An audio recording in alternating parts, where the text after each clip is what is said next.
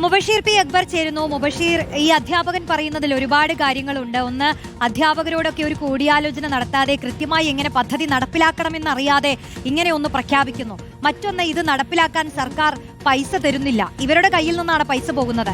ഈ അധ്യാപകരൊക്കെ ഉന്നയിക്കുന്ന ഒരു കാര്യമുണ്ട്, ഇതൊരു കമ്മ്യൂണിറ്റി കിച്ചൺ പോലെയൊക്കെ നടത്തുന്ന പദ്ധതിയാണെങ്കിൽ ഈ അധ്യാപകരെ ഇതിൽ വലിച്ചിഴക്കേണ്ട കാര്യമുണ്ടായിരുന്നില്ല, മറ്റൊരു തരത്തിലൊക്കെ ഒരു ബദൽ മാർഗങ്ങളിലേക്കൊക്കെ ആലോചിക്കാമായിരുന്നു എന്നുള്ളതാണ് അവർ പറയുന്നത്. ഇതിപ്പോ കുട്ടികളെ പഠിപ്പിക്കേണ്ട അധ്യാപകരാണ്, ഉച്ചഭക്ഷണം കൊടുക്കേണ്ടി വരുന്നു, പിന്നെ കടം കയറി മറ്റു പ്രശ്നങ്ങളിലേക്കൊക്കെ പോകുന്നു അല്ലേ?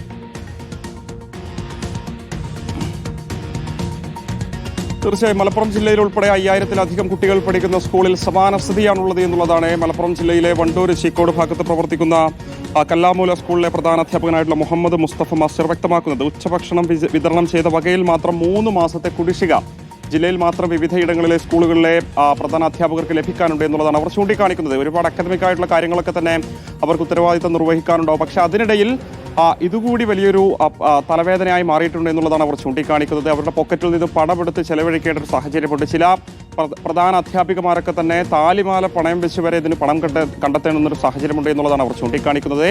പ്രധാനമായിട്ടും ഈ പറയപ്പെടുന്ന അധ്യാപകരുടെ സംഘടനകളുമായി കൂടിയാലോചന നടത്താതെയാണ് ഇത്തരമൊരു മാറ്റം സംസ്ഥാന വിദ്യാഭ്യാസ വകുപ്പ് നടത്തിയത്. അതാണ് ഇപ്പോഴത്തെ വീഴ്ചകൾക്ക് കാരണം എന്നുള്ളതാണ് അധ്യാപകരൊക്കെ തന്നെ ചൂണ്ടിക്കാണിക്കുന്നത്. പ്രധാന അധ്യാപകരുടെ തലയിൽ ഇതിന്റെ ചുമതല ഇടുന്നതിന് പകരം അവരെ ഇതിൽ നിന്നും മാറ്റണം, അവർ അക്കാദമിക് ആയിട്ടുള്ള കാര്യങ്ങൾ കോൺസെൻട്രേറ്റ് ചെയ്യുന്നതിന് വേണ്ടി അവരെ ചുമതലകളിൽ നിന്നും മാറ്റണം എന്നുള്ളതാണ് ഇക്കാര്യത്തിൽ മലപ്പുറത്തെ പ്രധാന അധ്യാപകർക്ക് ആവശ്യപ്പെടാനുള്ളത്. മറ്റൊരു ഏജൻസിയെ ഏൽപ്പിക്കണം എന്നുള്ളതും അവർ പറഞ്ഞു വെക്കുന്നുണ്ട്. ഉച്ചഭക്ഷണം കൂടാതെ വിഭവസമൃദ്ധമായ ഭക്ഷണം ഒരാഴ്ചയിൽ മുട്ടയും പാലും പോലുള്ള ഭക്ഷണങ്ങൾ ഒരാഴ്ചയിൽ കൊടുക്കാനും സംസ്ഥാന വിദ്യാഭ്യാസ വകുപ്പ് പറഞ്ഞിരുന്നു.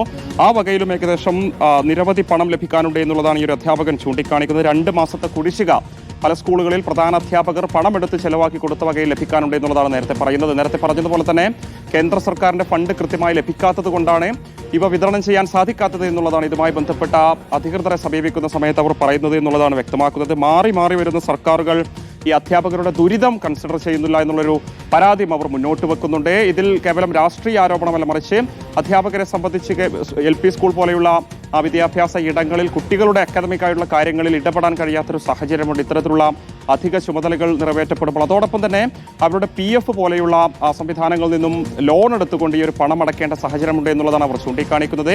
അതുകൊണ്ട് മറ്റൊരു ഏജൻസിയെ ഈ ഒരു ഉത്തരവാദിത്തം ഏൽപ്പിക്കണം എന്നുള്ളതാണ് അധ്യാപകർ ആവശ്യപ്പെടുന്നത്. ഒരു സംഘടനകളുമായും ചർച്ച ചെയ്യാതെയുള്ള മെനു പരിഷ്കരിച്ചതിലും നിരവധി അധ്യാപകർക്ക് അതൃപ്തിയുണ്ട്. അതിനുമപ്പുറം അവരുടെ കയ്യിൽ നിന്നും പണം നിരന്തരം ചെലവഴിക്കേണ്ടി വരുന്ന ഒരു സാഹചര്യം വലിയ പ്രതിസന്ധി ഉണ്ടാക്കുന്നുണ്ട് എന്നുള്ളതാണ് മലപ്പുറത്തെ പ്രധാന അധ്യാപകരും ചൂണ്ടിക്കാണിക്കുന്നത്. റോഷ്നി, അതാണ്, വലിയ സ്കൂളുകളെന്നോ ചെറിയ സ്കൂളുകളെന്നോ വ്യത്യാസമില്ലാതെ അധ്യാപകർ ഈ പ്രതിസന്ധി അനുഭവിക്കുന്നുണ്ട്.